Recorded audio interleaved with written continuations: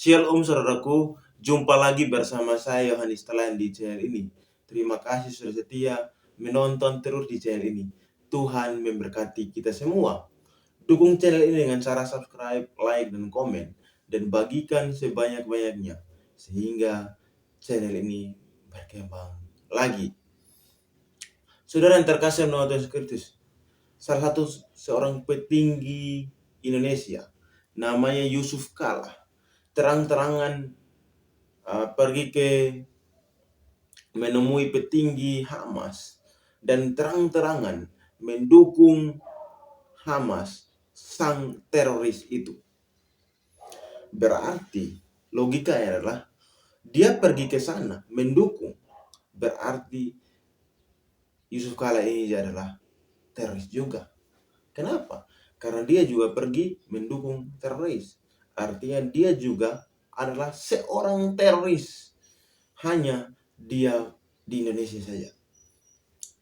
Oleh sebab itu, kita lihat bahwa Indonesia juga penuh dengan orang-orang yang teroris. Kenapa? Karena banyak petinggi-petinggi Indonesia yang selalu mendukung teroris Hamas. Bahkan juga bukan hanya petinggi, tetapi ada oknum-oknum masyarakat juga mendukung Hamas, yaitu teroris. Artinya Indonesia sedang tidak baik-baik saja, karena ada banyak teroris-teroris yang terdiam, terbungkus di Indonesia ini. Dan perlu diketahui bahwa kita jangan heran kalau ada bom dari mana, ada pemboman di mana-mana. Bahkan kalau kita ingat beberapa tahun lalu di Surabaya dan di beberapa tempat. Jangan heran karena itu. Karena jelas bahwa Indonesia juga ada oknum-oknum yang sudah jadi teroris. Dan saya mau katakan kalau bahasa kasar adalah Yusuf Kala juga adalah teroris yang ada di Indonesia, dan dia pemimpinnya. Mari kita simak video dari Fakta Israel.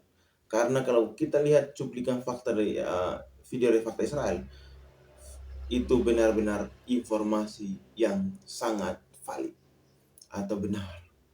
Mari kita lihat videonya. Saudara, mantan Wakil Presiden Yusuf Kala bertemu dengan pemimpin Hamas yang berada di ibu kota Qatar, Doha, pada Jumat 12 Juli 2024. Pertemuan berlangsung selama 2 jam. Fakta Israel ingin mengomentari pertemuan tersebut dengan sejumlah cek fakta. Saya, Monique Reigers. Dalam pertemuan ini, Yusuf Kala datang sebagai Ketua Dewan Masjid Indonesia. Ia sebelumnya sudah bertemu dengan perwakilan Hamas di Malaysia pada 6 Mei 2024, jadi 2 bulan lalu. Artinya, Hamas menyampaikan keinginan pribadi untuk bertemu dengan Yusuf Kala. Namun ternyata, saat Yusuf Kala bertemu Ismail Haniyeh, Yusuf Kala didampingi oleh Dubes Indonesia untuk Qatar, Ridwan Hasan. Apakah hal ini memang sesuai instruksi Menlu? Faktanya, Indonesia memang berhubungan dengan otoritas Palestina, yakni dengan Fatah, bukan dengan Hamas. Karena itu, perlu ada klarifikasi dari Kementerian Luar Negeri. Apakah yang dilakukan oleh Duta Besar ketika mendampingi Yusuf Kala bertemu dengan Hamas ini atas restu dari Kementerian Luar Negeri?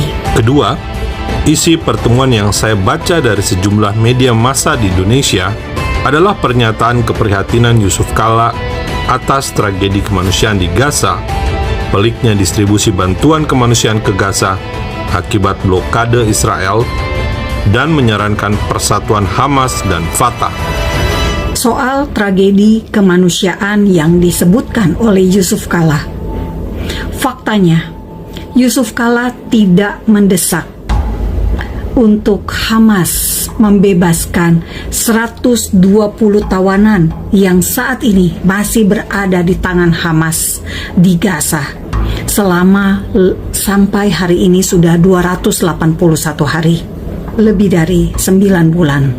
Saudara, seharusnya Yusuf Kala bisa mendesak pemimpin Hamas, Ismail Haniyeh, untuk membebaskan seluruh tawanan tanpa syarat, karena mereka adalah korban dari kekerasan dan teror yang dilakukan oleh Hamas.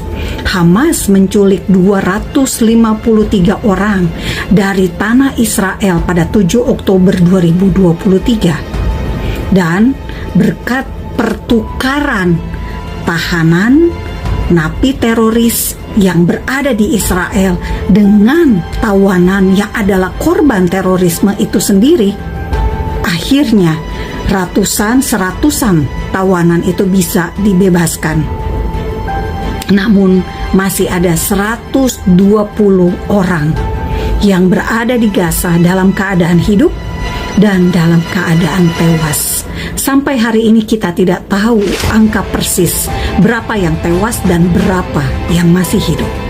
Ini sama sekali tidak muncul dalam pernyataan pers yang dikirimkan oleh pihak Yusuf Kala kepada media-media di Indonesia. Soal peliknya distribusi bantuan kemanusiaan ke Gaza akibat blokade Israel.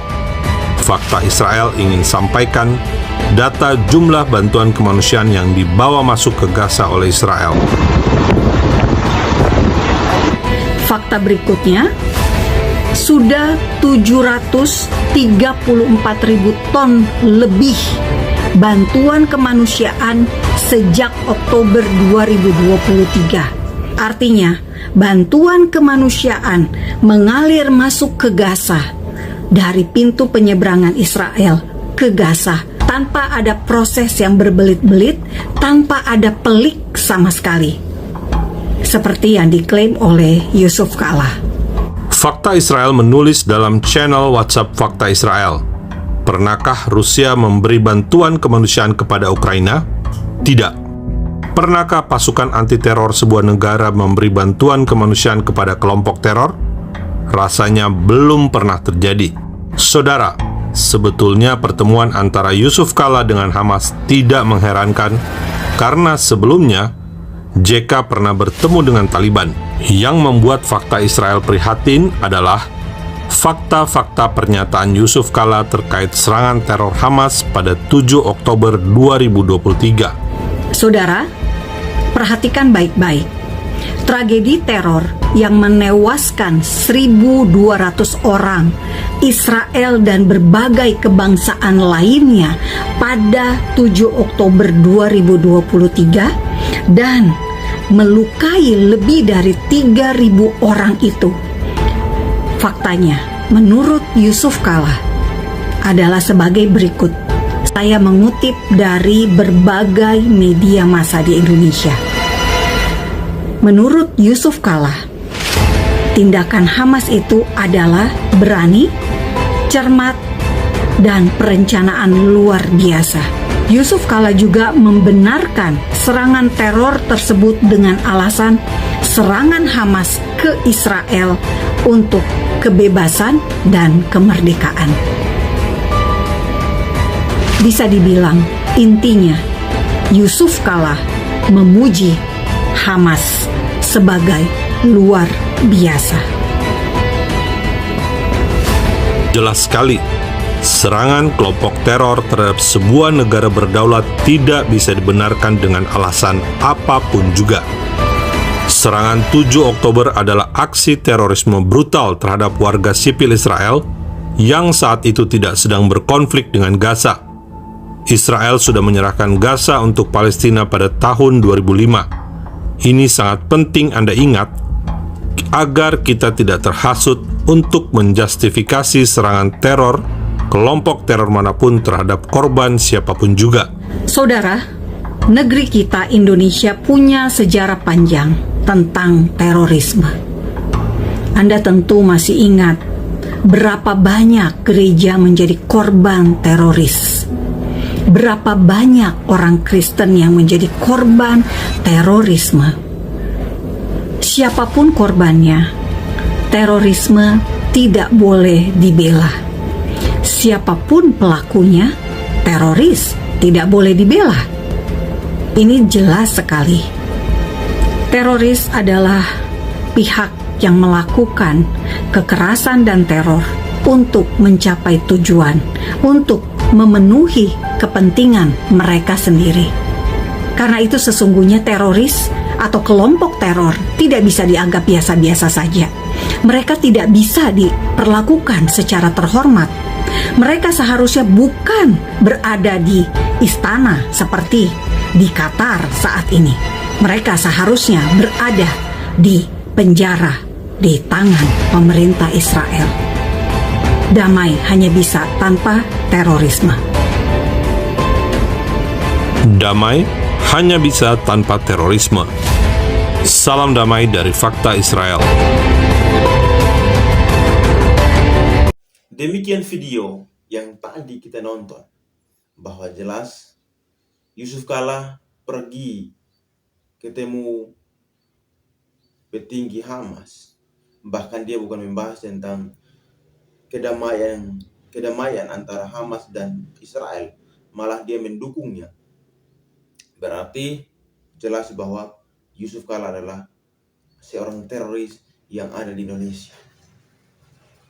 Apalagi Yusuf Kala pengikutnya banyak. Ini sangat-sangat bahaya. Shalom, Tuhan memberkati kita semua. Salam sehat, salam waras. Tuhan Yesus memberkati. Amin.